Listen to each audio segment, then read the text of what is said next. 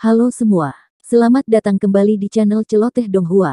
Kali ini Mimin akan menceritakan alur cerita novel, Battle Through the Heavens Part 75. Dan jangan lupa di-subscribe ya. Ayo lanjut kita bahas. Xiaoyan berdiri di gedung tinggi saat dia melihat catatan kertas di tangannya dengan ekspresi serius. Dia menjentikkan jarinya beberapa saat kemudian dan catatan kertas itu berubah menjadi api sebelum menghilang dengan cepat. Hall of Souls ya. Xiaoyan dengan lembut bergumam di mulutnya. Niat membunuh yang pekat dan dingin perlahan melonjak di dalam matanya yang hitam pekat. Kebenciannya pada organisasi ini bisa dikatakan telah meresap jauh ke dalam tulang belulangnya. Itu karena dua orang yang paling dekat dengannya sudah mendarat di tangan mereka. Kilatan dingin muncul di mata Xiaoyan. Dia tiba-tiba membalikkan tubuhnya beberapa saat kemudian, dan dengan cepat berjalan turun dari gedung tinggi. Saat ini, dia sama sekali tidak menyadari Hall of Souls yang misterius ini. Dia pasti memiliki pemahaman tentang mereka jika dia ingin menyelamatkan Yao Lao dan ayahnya. Namun, orang-orang dari Hall of Souls biasanya misterius dan sulit bagi orang biasa untuk menemukan mereka. Karenanya, ini mungkin kesempatan baginya. Selama dia bisa menangkap seseorang dari Hall of Souls, Xiaoyan akan bisa mendapatkan berita tentang Hall of Souls. Ini sangat penting baginya. Xiaoyan dengan cepat menemukan Xiao Ding dan yang lainnya, saat pikiran ini melintas di hatinya. Dia menggambarkan situasinya kepada mereka secara rinci. Mereka terkejut ketika mendengar bahwa Xiaoyan akan meninggalkan Kekaisaran Magia, dan hanya mengangguk setelah terdiam lama. Xiao Ding jelas mengerti bahwa jika dia membuat Xiaoyan tetap berada di Kekaisaran Magia, itu akan menahannya. Benua Doqi yang luas mungkin menjadi tempat di mana Xiaoyan bisa menunjukkan kemampuannya yang sebenarnya. Xiaoyan tidak menunda lebih lama lagi, setelah mempertanggungjawabkan masalah di aliansi Yan. Dia menemukan Ziyan di dalam ibu kota sebelum naik ke udara bersamanya, saat dia dengan cepat terbang ke tempat di mana pegunungan Magical Beast berada. Xiaoyan takut pada orang-orang dari Hall of Souls. Oleh karena itu, dia secara alami perlu mengumpulkan semua pembantunya dalam perjalanannya ke Kekaisaran Chu Yun kali ini. Medusa jelas merupakan pilihan terbaik. Saat ini, suku manusia ular sudah menetap di daerah yang dekat dengan pegunungan Magical Beast. Meskipun mereka akan terlibat dalam perkelahian dengan beberapa binatang ajaib selama periode waktu ini tidak dianggap sebagai hal yang buruk bagi beberapa manusia ular yang haus akan pertempuran. Setelah tinggal di dalam Kekaisaran Jiama, pertahanan suku manusia ular terhadap manusia sedikit melemah. Ada juga jalan masuk di perbatasan antara suku dan dunia luar. Meskipun ada tentara suku manusia ular yang menjaga ketat di sekitar lorong, itu tidak diragukan lagi jauh lebih baik jika dibandingkan dengan masa lalu, ketika mereka langsung membunuh saat melihat manusia. Sepertinya dengan interaksi dalam jangka waktu yang lama, suku manusia ular secara bertahap akan meninggalkan pikiran yang dijaga ini dan menjadi anggota Kekaisaran Jiama. Meskipun daerah tempat suku manusia ular berada jauh dari ibu kota, Xiaoyan dan Ziyan berhasil muncul di tepi pegunungan Magical Beast setelah 1 jam dengan kecepatan mereka. Tatapan mereka perlahan menyapu pegunungan yang luas ini. Mereka bisa melihat manusia ular itu melewati hutan. Beberapa orang di dalam hutan yang luas juga memperhatikan mereka setelah mereka berhenti di langit di atas tempat ini. Beberapa sosok dengan cepat bergegas ke langit dengan mata waspada. Mereka tercengang ketika melihat Xiaoyan, dan kewaspadaan di mata mereka sangat melemah. Teman dari suku manusia ular. Saya ingin bertemu Ratu Medusa untuk beberapa hal. Bisakah Anda memimpin jalan? Xiaoyan menangkupkan tangannya ke arah beberapa ahli dari suku manusia ular, dan berbicara dengan suara yang dalam. Pemimpin suku sedang berlatih. Jika Anda ingin bertemu dengannya, silakan ikuti kami untuk bertemu dengan komandan pertama terlebih dahulu. Hanya dia dan beberapa sesepuh dari suku yang dapat memasuki ruangan. Seorang ahli orang ular ragu-ragu sejenak sebelum membuka mulutnya untuk berbicara. Komandan pertama. Xiaoyan mengerutkan alisnya saat mendengar ini. Ahli ini, yang hanya lebih lemah dari Medusa di seluruh suku manusia ular, juga seseorang yang pernah dia dengar. Namun, Xiaoyan belum pernah bertemu dengannya. Dari sesekali disebutkan oleh beberapa manusia ular, orang ini sepertinya adalah orang yang gila latihan. Selama pertempuran besar antara Kekaisaran Magia dan 3 kerajaan besar ini, orang ini terus melakukan retret selama lebih dari setahun. Gurun telah benar-benar kosong pada saat dia keluar dari tempat peristirahatannya. Jika suku manusia ular tidak memiliki metode komunikasi khusus, kemungkinan orang ini bahkan tidak akan dapat menemukan anggota sukunya. Tentu saja, ini secara alami tidak cukup untuk menyebabkan Xiaoyan mengerutkan kening dengan cara ini. Maniak pelatihan ini juga memandang Medusa sebagai dewa wanita di hatinya, seperti kebanyakan manusia ular pria. Karena kekuatannya lebih rendah dari Medusa dalam suku, dia biasanya adalah orang yang memiliki kesempatan terbesar untuk bersamanya. Namun, Xiaoyan tiba-tiba meletus seperti harimau yang menghalangi jalannya. Oleh karena itu, meski belum pernah bertemu orang ini, Xiaoyan juga tahu bahwa kemungkinan orang ini memiliki cukup permusuhan untuknya. Xiaoyan hanya bisa menggelengkan kepalanya tanpa daya saat pikiran ini melintas di dalam hatinya. Dia berkata, "Kalau begitu, bisakah kamu memimpin jalan?" Meskipun Xiaoyan merasa bahwa komandan pertama ini, yang belum dia temui, akan merepotkan, Xiaoyan tidak takut padanya. Jika orang lain tidak mengerti situasinya, dia tidak keberatan menunjukkan tangannya. Bagaimanapun, selama seseorang mengalahkan ahli top dari suku manusia ular ini, seseorang akan dapat menyelamatkan banyak masalah di masa depan. Sepasang ahli manusia ular mengangguk dengan cukup sopan saat melihat ini. Tubuh mereka bergerak dan mereka melesat ke arah hutan. Xiaoyan dan Ziyan mengikuti dari belakang. "Xiaoyan, santai. Aku akan membantumu mengalahkan komandan pertama itu jika dia berani berbicara omong kosong." Ziyan mendekati Xiaoyan dan tertawa. Dia sepertinya juga menyadari komandan pertama yang terkenal dari suku manusia ular. "Kamu harus lebih patuh. Jika tidak, aku tidak akan mengajakmu lagi." Xiaoyan tanpa daya menggelengkan kepalanya saat dia menjawab. Jika kamu tidak membawaku pergi, aku akan kabur sendiri seperti Liu Qing, Lin Yan, dan yang lainnya." Ziyan meringkuk bibirnya dan sama sekali tidak takut dengan ancaman Xiaoyan. Xiaoyan hanya bisa memutar matanya saat mendengar ini. Dia mengutuk Lin Yan dan dua bajingan lainnya di dalam hatinya. Mereka sebenarnya berani kabur sendiri. Dia pasti akan mengajari mereka pelajaran yang tepat saat mereka bertemu lagi. Selama 1 tahun Xiaoyan melakukan retret, Lin Yan dan dua orang lainnya merasa bosan karena tinggal di Kekaisaran Jia Ma. Oleh karena itu, mereka meninggalkan Kekaisaran Ma Jia bersama-sama dan melakukan perjalanan setelah meninggalkan pesan. Namun, mereka mungkin tidak menyadari bahwa pertempuran besar meletus di dalam Kekaisaran Ma Jia, tidak lama setelah mereka pergi. Pemandangan hutan di depan Xiaoyan tiba-tiba melebar saat dia mengutuk ketiga orang itu di dalam hatinya. Sebuah suku yang menempati ruang yang sangat besar muncul di hadapannya. Bangunan suku itu dibangun di samping gunung, dan bentuknya tampak seolah-olah tertanam di dalam tubuh gunung. Manusia ular yang hiruk-pikuk bergerak ke sana kemari di daerah ini. Beberapa prajurit manusia ular berdiri di tempat tinggi tertentu dengan senjata lengkap. Mata tajam mereka mengamati situasi sekitarnya setiap saat. Xiaoyan dan Ziyan mengikuti para ahli dari suku ular dan melewati suku tersebut. Beberapa waktu kemudian, mereka secara bertahap berhenti di tempat terbuka yang luas jauh di dalam suku tersebut. Ada tangga batu yang membentang jauh ke pegunungan di belakang tanah terbuka. Namun, tangga batu ini saat ini dijaga oleh banyak ahli dari suku manusia ular. Mata Xiaoyan tertuju ke tangga batu yang membentang ke tepi pandangannya saat dia berdiri di tanah terbuka. Akhirnya, mereka berhenti di antara banyak penjaga suku ular di tempat itu. Di lokasi itu ada seorang pria ular botak dengan mata tertutup. Benang aura kekerasan berlama-lama di sekujur tubuhnya. Kepala botak berkilau itu ditutupi dengan tato ular berwarna putih keabu-abuan. Itu tampak seperti ular putih keabu-abuan yang tergeletak di sana, menyebabkan seseorang menggigil tanpa merasa kedinginan. Mata Xiaoyan menyipit saat tatapannya berhenti pada manusia ular berkepala botak itu. Dia bisa merasakan bahwa kekuatan orang ini saat ini berada di sekitar puncak kelas Do Huang. Selain Medusa dan 4 sesepuh, sepertinya dia adalah yang terkuat di seluruh suku manusia ular. Karena memang begitu, tampaknya manusia ular berkepala botak ini seharusnya adalah komandan pertama suku-suku ular.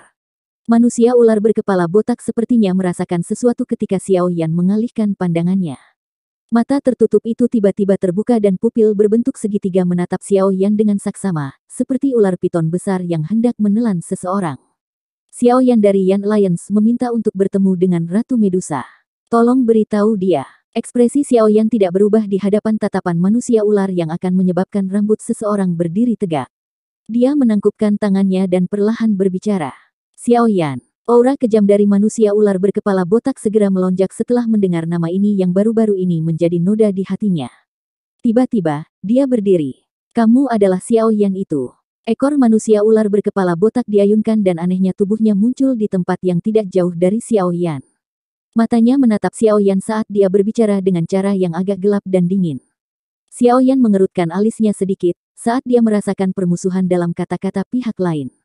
Dia segera mengangguk. Senyuman pertempuran muncul di wajah manusia ular berkepala botak ketika dia melihat Xiao Yan menganggukkan kepalanya.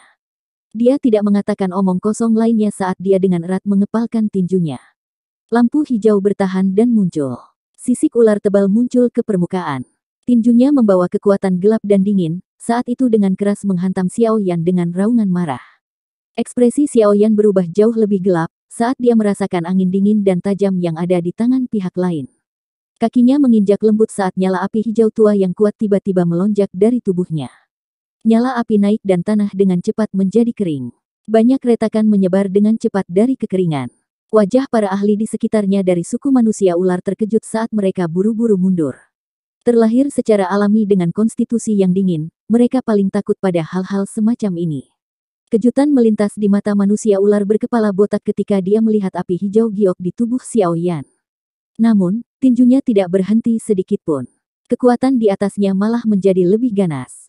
Tubuh kecil yang indah tiba-tiba muncul ketika tinju ini melakukan kontak dengan lapisan api hijau giok. Teriakan indah terdengar dan kepalan kecil bertabrakan dengan manusia ular di depan mata tertegun dari orang-orang ular di sekitarnya. Bang! Ledakan rendah yang teredam terdengar saat bersentuhan. Segera, riak yang menakutkan menyebar. Ziyan dan si ular berkepala botak itu mundur beberapa langkah berat. Setelah dengan paksa menstabilkan tubuhnya, mata orang ular berkepala botak itu serius saat dia melihat ke arah Ziyan yang sedang menggosok tinju kecilnya. Setelah itu, dia tersenyum dingin pada Xiao Yan. Api teratai hijau giok seukuran telapak tangan perlahan melayang dari tangan Xiao Yan, yang tampak acuh tak acuh tepat sebelum manusia ular berkepala botak hendak maju. Suara samar dan dingin bergema di tanah terbuka. Jika Anda mengambil langkah maju lagi, lebih baik Anda bersiap untuk berbaring di tempat tidur selama beberapa bulan. Manusia ular berkepala botak menelan seteguk air liur saat matanya menyusut. Dia melihat teratai api hijau giok. Dia bisa merasakan bahwa energi yang sangat liar, kejam, dan menakutkan terkandung di dalamnya. Orang ular berkepala botak menatap lotus api hijau giok yang bertahan di depan Xiao Yan, dengan mata yang luar biasa serius. Dia dengan jelas memahami dari tatapan Xiao Yan yang sepenuhnya diam bahwa jika dia benar-benar mengambil langkah maju, teratai api, yang berisi energi liar dan kekerasan yang menakutkan, pasti akan ditembakkan. Bocah, Anda benar-benar layak menjadi kepala aliansi Yan. Kamu memang memiliki beberapa keahlian. Manusia ular berkepala botak menjilat bibirnya dan tertawa. Namun, sikap meremehkan dari sebelumnya telah lenyap dari nadanya saat ini. Sekarang, dia agak mulai mempercayai rumor di suku bahwa Xiao Yan mampu mengalahkan seorang ahli Dozong. Teratai api yang indah ini menyebabkan rasa takut merembes keluar dari dalam jiwanya. Saya tidak ingin bertengkar dengan Anda. Tolong sampaikan pesan ke Medusa. Xiao Yan mengangkat matanya, mengangkat tangannya, dan terus memegang teratai api hijau giok di telapak tangannya. Dia melirik manusia ular sebelum berbicara dengan suara lemah. Pemimpin suku sedang melakukan retret. Tidak ada yang bisa mengganggunya secara acak. Orang ular berkepala botak menggelengkan kepalanya dan tertawa. Xiao Yan mengerutkan alisnya. Dia tidak mengatakan apapun. Dia hanya menjentikkan jarinya. Teratai api di tangannya tiba-tiba terbang ke arah manusia ular berkepala botak. Itu membawa ekor api di sepanjang jalan dan tampak seperti bintang jatuh kecil. Wajah manusia ular berkepala botak tanpa sadar berubah saat melihat Xiao Yan benar-benar meluncurkan teratai api, yang berisi energi menakutkan, tanpa ragu-ragu.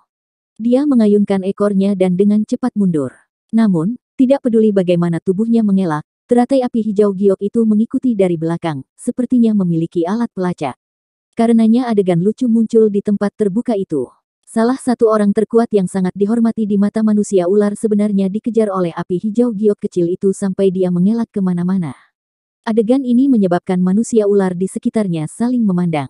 Mata yang mereka gunakan untuk melihat Xiao Yan, yang sedikit menggerakkan tangannya, membawa tatapan terkejut yang samar-samar.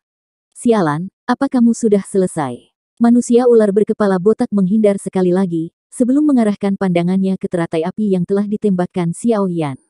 Dia dengan marah berteriak. Teratai api berhenti perlahan. Akhirnya, benda itu tetap melayang di udara sekitar 2 hingga 3 meter dari manusia ular berkepala botak. Suhu tinggi yang dipancarkan darinya menyebabkan tetesan keringat tebal muncul di dahi orang ular botak itu. Bisakah komandan pertama membantu menyampaikan pesan itu sekarang? Xiao Yan sedikit tertawa. Kamu. Komandan pertama berkepala botak mengertakkan giginya, tapi dia segera melirik ke arah teratai api yang berputar perlahan di depannya. Jantungnya gemetar. Jika benda ini meledak, dia mungkin akan mempertahankan hidupnya tetapi hidup setelah itu bukanlah hal yang baik. Tunggu di sini. Komandan pertama berkepala botak berjuang sejenak sebelum akhirnya menyerah. Dia berbicara dengan keras ke arah Xiaoyan, sebelum tubuhnya berkedip saat dia melakukan perjalanan ke tangga batu. Setelah itu, dia dengan cepat bergegas ke pegunungan yang dalam. Xiaoyan tersenyum saat melihat komandan pertama berkepala botak melarikan diri dengan sangat lincah. Dia memberi isyarat dengan tangannya dan teratai api yang sangat ditakuti olehnya dengan patuh ditembak kembali. Setelah itu tetap tergantung di atas tangannya, sebelum berubah menjadi sekelompok api hijau giok di tengah riak yang tidak biasa. Api memasuki tubuhnya. Xiaoyan mengabaikan banyak tatapan ingin tahu dan hormat itu setelah mengembalikan teratai api ke tubuhnya. Dia perlahan menutup matanya dan diam-diam menunggu Medusa muncul. Ziyan yang bosan di sisi Xiaoyan sedang mengamati sekelilingnya dengan mata penasaran. Mungkin itu karena dia tidak terluka setelah menerima pukulan dari komandan pertama sebelumnya, tapi manusia ular di sekitarnya sangat sopan padanya. Mereka menunjukkan senyum ramah ketika mereka melihatnya melihat ke atas. Keduanya menunggu dengan tenang. Sekitar 10 menit setelah manusia ular berkepala botak memasuki pegunungan yang dalam, dua sinar cahaya dengan cepat keluar dari dalam. Akhirnya, mereka tetap melayang di langit di atas tanah terbuka sebelum mereka mendarat dengan mantap. Orang-orang ular di sekitarnya dan penjaga di lapangan terbuka dengan hormat membungkuk saat melihat sosok cahaya di depan. Mengapa Anda punya waktu untuk datang dan mencari saya di suku manusia ular hari ini? Satu-satunya yang bisa memiliki prestise seperti itu dalam suku manusia ular secara alami adalah Medusa. Matanya menatap Xiaoyan dan Ziyan setelah mendarat. Dia tanpa sadar bertanya dengan heran. Kailin Jie. Ziyan melompat kegirangan saat melihat Medusa muncul. Dia segera berlari ke arahnya, mengetuk pelukan yang terakhir saat dia melakukannya. Tangan halus Medusa mengusap kepala kecil Ziyan dan senyum mengharukan terungkap di wajahnya. Senyuman yang sangat langka ini, menyebabkan komandan pertama berkepala botak di samping menjadi kusam setelah melihatnya. Kailin Jie, orang botak ini sebenarnya berani menyerangku barusan. Jika Ziyan belum maju ke kelas Do Huang, kemungkinan dia akan membunuhku dengan satu pukulan itu. Kepala Ziyan terletak di pelukan Medusa sebelum tiba-tiba menunjuk komandan pertama di sisinya saat dia berbicara dengan marah. Dahi Xiaoyan dan komandan pertama mulai mengeluarkan keringat saat mereka melihat tindakan Ziyan ini. Anak kecil ini benar-benar berani mengeluh. Medusa dengan lembut menepuk kepala Ziyan. Setelah itu, mata cantiknya dengan acuh tak acuh menatap komandan pertama berkepala botak di sisinya. Tubuh yang terakhir segera menegang saat dia tertawa terbahak-bahak. Pemimpin suku, ada kesalahpahaman sebelumnya. Saya hanya ingin menguji keterampilan Xiaoyan dan tidak berniat untuk menyerang gadis kecil yang lucu ini. Dari cara Medusa memperlakukan Ziyan, komandan pertama berkepala botak secara alami memahami seberapa dekat hubungan antara mereka berdua. Dia segera mulai memperhalus kata-katanya. Namun, dia tidak menyadari bahwa alis Medusa segera merajut sedikit setelah dia berbicara. Dia melambaikan tangannya yang halus dan berbicara dengan suara acuh tak acuh. Xiaoyan adalah tamu suku ular yang telah diakui para tetua. Bagaimana Anda bisa menyerangnya seperti yang Anda inginkan? Pergi ke gua ular sendirian dan keluar 1 bulan kemudian. Ekspresi elder pertama yang berkepala botak menjadi tumpul ketika dia mendengar ini. Namun, dia tidak berani melawan dan hanya bisa menganggukkan kepalanya dengan lemah. Kamu harus pergi dulu. Medusa membubarkan komandan pertama berkepala botak sebelum menarik Ziyan saat dia perlahan berjalan menuju Xiaoyan. Dia mengangkat matanya yang cantik sedikit dan bertanya, apakah ada yang salah? Xiaoyan mengusap kepalanya saat melihat wajah tenang Medusa. Dia tanpa daya berkata, saya ingin mendapatkan bantuan Anda. Little Fairy Doctor telah mengirimkan informasi bahwa dia telah menemukan jejak seseorang dari Hall of Souls di Kekaisaran Chuyun. Apa kau punya informasi tentang orang itu dari Hall of Souls? Misalnya kekuatannya. Medusa menyuarakan pikirannya. Tidak, namun, kupikir dengan kita bertiga bersama, kita seharusnya bisa menahan pelindung Wu itu, bahkan jika kita bertemu dengannya lagi. Xiaoyan menggelengkan kepalanya saat dia menjawab. Dia sudah berhasil maju ke kelas Do Huang. Dia tidak lagi perlu mempertaruhkan nyawanya dan berusaha sekuat tenaga, seperti yang dia lakukan saat menghadapi seorang elit Dozong. Selain itu, dia saat ini tidak hanya memiliki Medusa, tetapi juga dokter peri kecil, yang tidak kalah dengannya. Barisan ini kemungkinan bisa dianggap cukup kuat bahkan di benua Doki. Mata Medusa sedikit bergerak. Dia berbicara dengan agak gelisah, ini memang bisa dianggap benar. Namun, saya tidak nyaman dengan dokter peri kecil itu.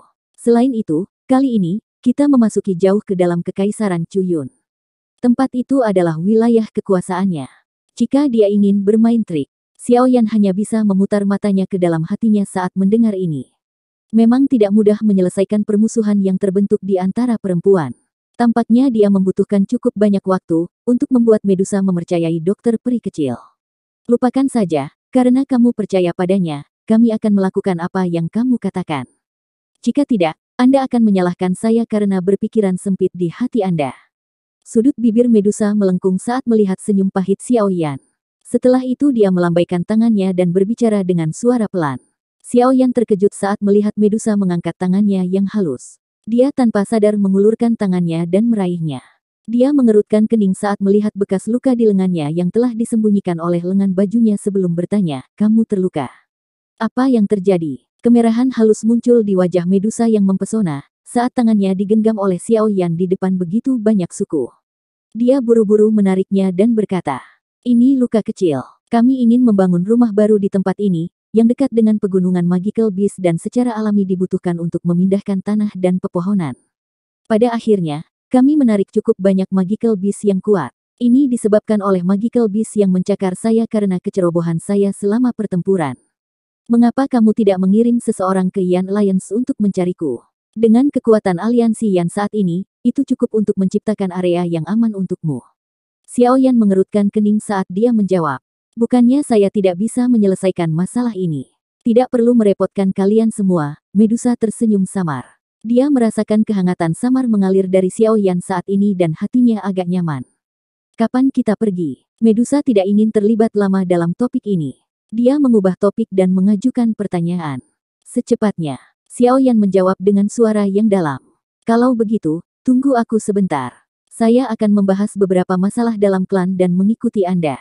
Medusa tidak ragu sedikit pun saat mendengar ini. Dia mengangguk dan membalikkan tubuhnya hanya untuk dipegang oleh Xiaoyan. Dia bisa mendengar suara lembut yang dikirim dari mulut pihak lain saat dia merasa tertegun. "Terima kasih." Medusa terkejut saat mendengar kata ini. Dia segera tersenyum dan berkata, "Perlakukan ini sebagai hadiah untuk Anda membantu saya memperbaiki pil tulang darah jiwa surga." Dia menggerakkan tangannya yang halus setelah berbicara dan melarikan diri dari cengkeraman Xiaoyan. Setelah itu, dia bergegas ke ruang pertemuan di dalam suku. Xiaoyan dengan lembut menghela nafas saat dia melihat punggung Medusa. Hatinya dipenuhi dengan perasaan yang rumit. Bahaya perjalanan mereka saat ini ke Kekaisaran Chuyun adalah sesuatu yang tidak perlu dikatakan. Selain itu, Kekaisaran Magia secara bertahap menjadi damai dan suku manusia ular baru-baru ini pindah.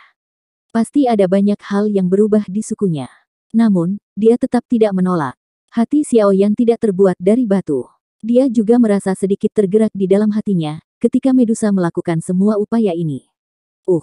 Xiaoyan menghela nafas panjang dari mulutnya. Dia menepuk kepala Ziyan tapi hatinya agak kacau. Dia telah membantunya terlalu banyak. Medusa tidak membutuhkan banyak waktu untuk menyelesaikan beberapa masalah. Setelah sekitar setengah jam, dia telah menyelesaikan semuanya dengan tepat. Dia dengan cepat meninggalkan tanah suku ular bersama Xiaoyan dan Ziyan. Mereka mulai terbang menuju perbatasan kekaisaran. Ada jarak yang cukup jauh ke perbatasan kekaisaran.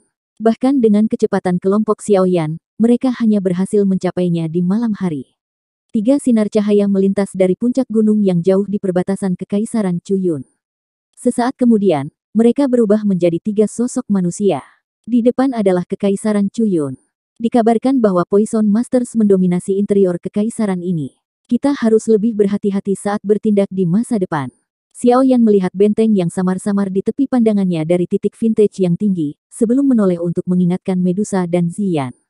Iya, keduanya mengangguk. Medusa melihat ke arah Ziyan di sampingnya, sedikit ragu-ragu, sebelum berkata, "Kamu yakin ingin membawa serta Ziyan? Perjalanan ke Kekaisaran Chuyun ini bukanlah tur." Wajah kecil Ziyan langsung menjadi cemas saat mendengar kata-kata Medusa. Dia tidak mau tinggal sendirian di Kekaisaran Magia. Itu sangat membosankan. Santai. Jangan meremehkan gadis kecil ini. Dia juga seorang ahli Do Huang.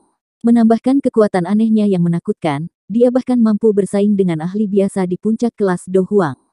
Terlebih lagi, jika menyangkut situasi hidup dan mati, kemungkinan dia memiliki keterampilan yang lebih baik daripada kita, berdua dalam hal melestarikan hidup. Xiaoyan mengusap kepala Ziyan dan tertawa. Mendengar ini, Medusa juga ingat bahwa Ziyan benar-benar mengandalkan kekuatan kelas Do Wang untuk menerima pukulan dari pelindung Wu di pegunungan Mystic Cloud. Dia segera berhenti mengatakan hal-hal lain. Dia tersenyum pada Ziyan dan berkata, kalau begitu, kamu bisa mengikuti. Namun, saya akan mengatakan ini dulu. Anda tidak bisa sedikit pun nakal kali ini. Anda lebih baik tidak menyentuh apapun yang tidak boleh Anda sentuh. Sebagian besar ahli dari Kekaisaran Chuyun membawa semacam racun kotor. Ziyan buru-buru menganggukkan kepala kecilnya saat melihat Medusa setuju. Kalau begitu, ayo pergi. Markas besar Sekte Racun terletak di sebuah kota di tengah Kekaisaran Chuyun. Masih ada jarak yang harus kita tempuh untuk sampai ke tempat itu. Xiao Yan tertawa. Iya, Medusa mengangguk pelan. Dia segera menarik Ziyan dan mereka berdua dengan cepat naik ke udara. Mereka terbang dengan tergesa-gesa menuju Kekaisaran Chuyun di bawah naungan langit malam. Xiao Yan mengikuti di belakang mereka. Wilayah Kekaisaran Chuyun tidak lebih kecil dibandingkan dengan Kekaisaran Jiama. Dari sudut pandang tertentu, itu bahkan lebih besar dari Kekaisaran Jiama. Namun, kerajaan ini tidak diragukan lagi jauh lebih kacau jika dibandingkan dengan Kekaisaran Jiama. Poison Masters, pekerjaan yang ditolak oleh hampir semua orang di Kekaisaran Jiama, berkembang sangat baik di dalam Kekaisaran Chuyun. Orang hampir bisa melihat orang-orang yang mengenakan jubah master racun di dalam kota manapun. Kekaisaran Chuyun juga menunjukkan pemandangan yang jarang terlihat di dalam Kekaisaran Jiama. Pasar racun. Ada beberapa toko yang mengkhususkan diri dalam penjualan racun di setiap kota Kekaisaran ini. Selama itu adalah sesuatu yang berhubungan dengan racun, dimungkinkan untuk membelinya dari tempat-tempat ini. Hal-hal dengan sifat racun yang lebih besar akan lebih mahal. Ada semacam doki dalam Kekaisaran Chuyun yang berkali-kali lebih umum daripada afinitas doki lainnya. Orang-orang dari Kekaisaran Chuyun menyebutnya doki racun. Doki racun juga dibagi menjadi cabang yang tak terhitung jumlahnya, tetapi mereka masih kurang lebih sama. Semuanya mengandung racun yang mematikan. Tentu saja, afinitas racun yang tidak biasa seperti itu secara alami bukanlah afinitas biasa. Sebaliknya itu adalah produk mutasi buatan manusia. Orang biasa harus merendam tubuhnya di dalam air beracun, dan berlatih di dalamnya sebelum menjadi doze. Racun itu perlahan akan meresap ke dalam tubuh seseorang dan akhirnya terjalin dengan doki di dalam tubuh seseorang. Setelah waktu yang lama, doki yang awalnya normal akan menjadi doki racun yang memiliki berbagai jenis efek. Dibandingkan dengan doki biasa, racun yang mematikan dari doki memang memiliki beberapa keunggulan. Namun, racun pada akhirnya adalah racun. Hal ini tidak membedakan antara musuh dan diri sendiri. Peningkatan pelatihan akan menyebabkan tubuh menjadi lebih lemah di bawah korosi racun. Kecuali seseorang bisa maju ke ahli Do Huang, orang biasa yang mempraktikkan afinitas doki racun akan memiliki umur yang jauh lebih pendek dibandingkan dengan orang biasa. Memiliki berbagai racun yang dicampur ke dalam tubuh seseorang, juga akan mengakibatkan karakter beberapa orang menyimpang dari biasanya. Ini juga mengakibatkan Kekaisaran Chuyun menjadi sangat kacau. Pertarungan kecil dan habis-habisan tidak diragukan lagi jauh lebih sering dibandingkan dengan Kekaisaran Jiama. Selain itu, mungkin itu karena racun di dalam tubuh seseorang dapat menyerang jantung seseorang kapan saja, tetapi orang-orang di dalam Kekaisaran Chuyun sedikit lebih gila ketika datang ke pelatihan. Ini karena semua orang tahu bahwa jika mereka tidak mencapai kelas Do Huang, racun doki yang mereka latih cepat atau lambat akan menghabiskan hidup mereka ini. Dengan tekanan dari kematian, suasana pelatihan di Kekaisaran Chuyun memang gila. Mungkin alasan mengapa para ahli yang bersembunyi di antara orang-orang di Kekaisaran Chuyun berkali-kali lebih banyak daripada itu di dalam Kekaisaran Jiama. Para ahli ini jarang bergabung dengan faksi besar manapun. Sebagai gantinya, mereka akan bertarung sendirian dan pergi keluar untuk berlatih, berharap mereka benar-benar bisa lepas dari erosi racun di dalam tubuh mereka. Secara keseluruhan, Kekaisaran ini jelas lebih kacau dan berbahaya daripada Kekaisaran Jiama. Tentu saja, tingkat kekacauan seperti itu tidak diragukan lagi jauh lebih lemah jika dibandingkan dengan wilayah sudut hitam, yang tanpa hukum. Bagaimanapun, tempat ini memiliki keluarga Kekaisaran Chuyun, dan yang sangat besar itu dikenal sebagai sekte racun yang mengaturnya.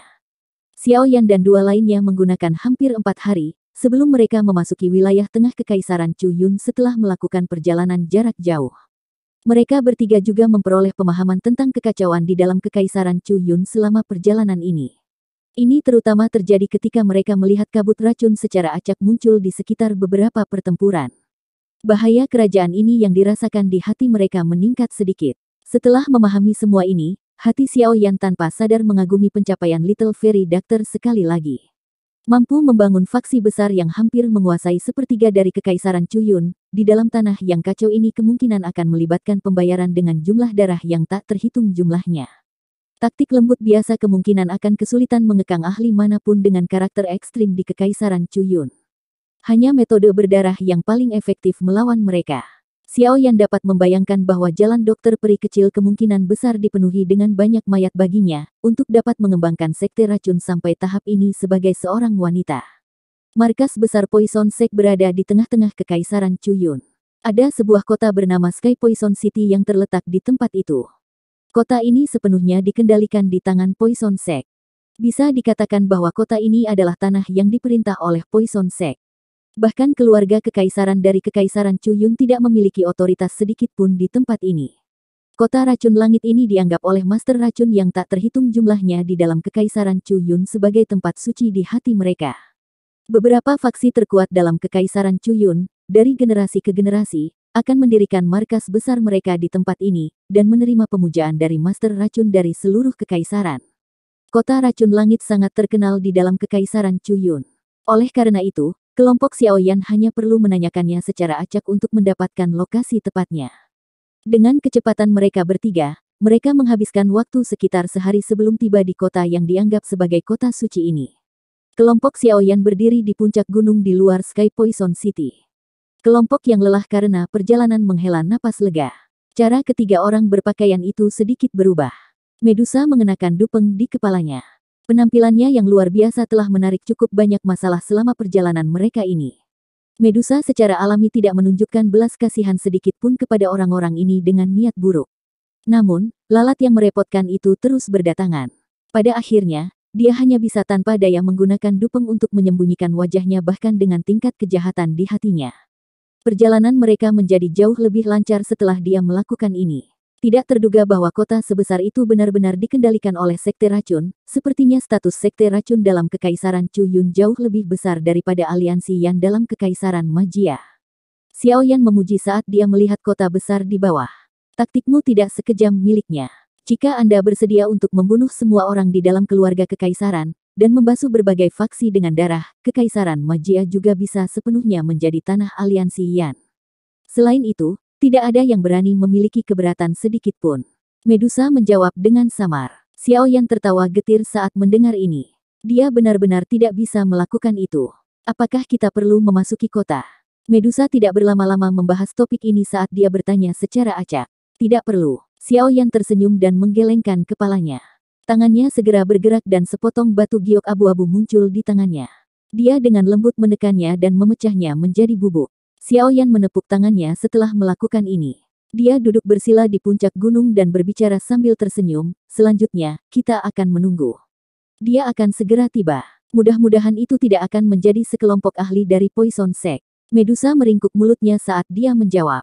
Xiao Yan tanpa sadar menggelengkan kepalanya dengan sikap tak berdaya saat mendengar ini. Tampaknya Medusa memiliki cukup dendam dengan dokter peri kecil. Namun, dia tidak berdaya dalam hal seperti itu. Mungkin semuanya akan menjadi sedikit lebih baik setelah mereka berdua berinteraksi untuk waktu yang lama. Mata Xiao Yan perlahan menyapu sekeliling kota racun langit, sementara dia berpikir seperti ini di dalam hatinya. Dia menghela napas dalam dan perlahan mengepalkan tinjunya. Kilatan dingin muncul di matanya yang hitam pekat. Orang dari Hall of Souls, tunggu saja. Sosok hitam buram akhirnya muncul di hadapan mereka, sekitar setengah jam setelah tiga kelompok pria Xiao Yan menunggu di puncak gunung. Akhirnya, itu berkedip beberapa kali dan muncul di udara di atas puncak gunung ini. Itu tadi alur cerita novel Battle Through the Heavens, part 75. Sampai jumpa lagi di video Mimin selanjutnya. Dan jangan lupa di subscribe ya. Salam dari Mimin Celoteh Donghua.